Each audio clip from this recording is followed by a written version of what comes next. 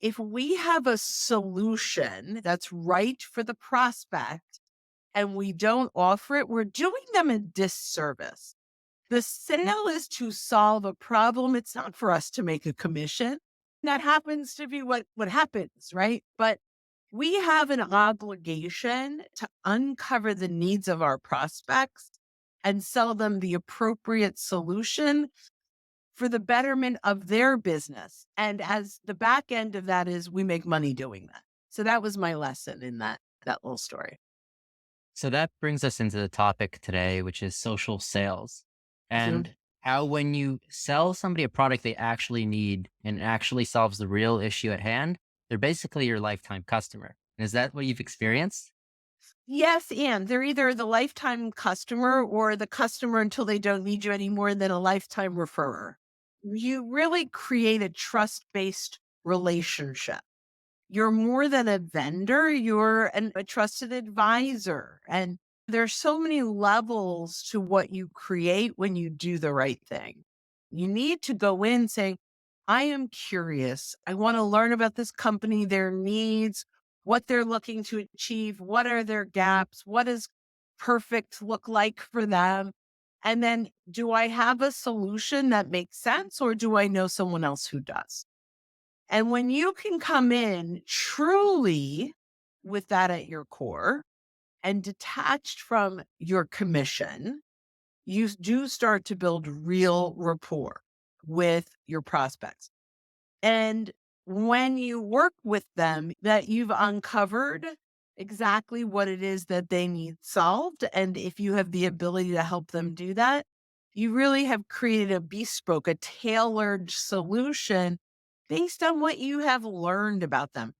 But it all comes down to true curiosity. If you are not curious about that client, then it's about what you want to get out of the transaction, not what you want to help them with.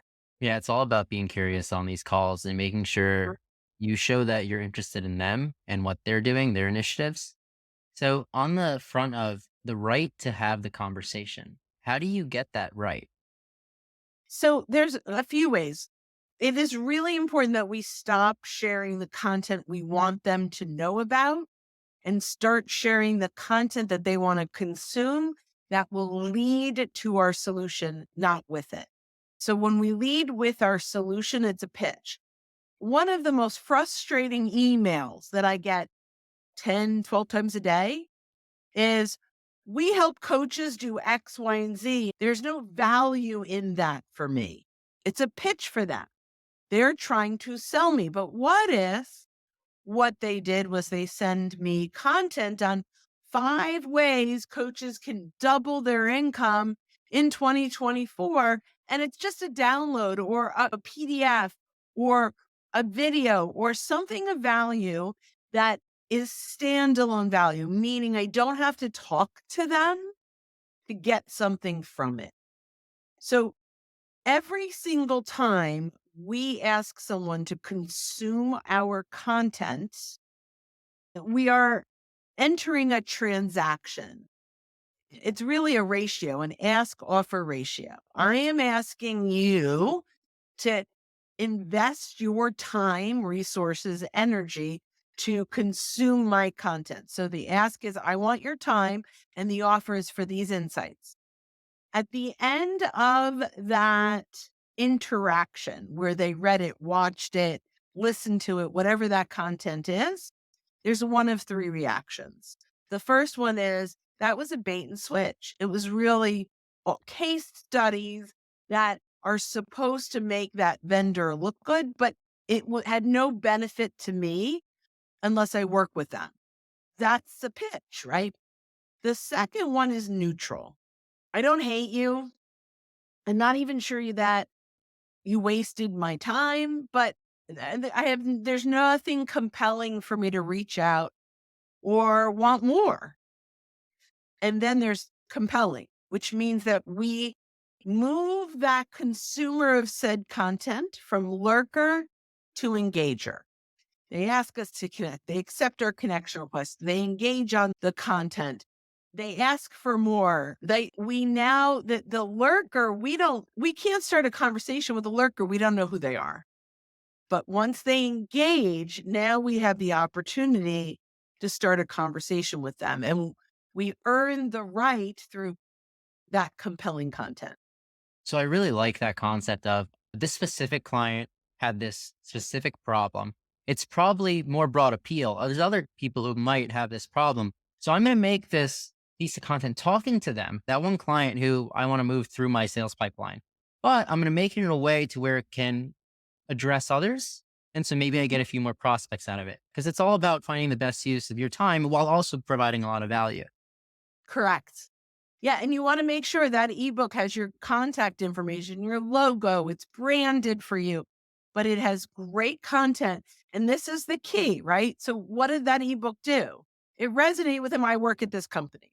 It created curiosity because I said, optimize the benefits you already have for you. I taught them something new, right? That got them thinking, gosh, I'm not getting this match, or I'm not, but also I taught them something new around the gaps where they don't have long-term care. Maybe that's a gap. They only have 2 years of life insurance. Maybe that's a gap, right? So now I have them thinking differently about their current situation. And then I want to create a compelling moment, which is basically, hey, if you have questions, I'm here to talk. Even if you have another advisor or you're not looking to work with me, I'm happy to offer insights. Here's a link to my calendar. And so when you can create that social selling content, you are earning the right to get that conversation. And you have to be willing to put in the time. I know both you and myself, we put a lot of time into content and well thought out content. Mhm. So on a weekly basis, what does your content calendar look like? I know you do podcasting, you do video. Yeah. The number one thing you have to do is capture your genius. Everyone who's in business that has clients today has a zone of genius. They may not even realize it. But when you're talking to a client, and by the way, in every one of my meetings, I have a note taker. At the time that I'm on the call, I'll go down to the transcript, I'll grab that content from the transcript, I'll stick it in ChatGPT, and I'll say, write a blog based on this comment. Do not research. And it does. And then I edit it to sound more like me, although it's getting better every day. And so it doesn't take a lot of time to create great content if you capture your genius.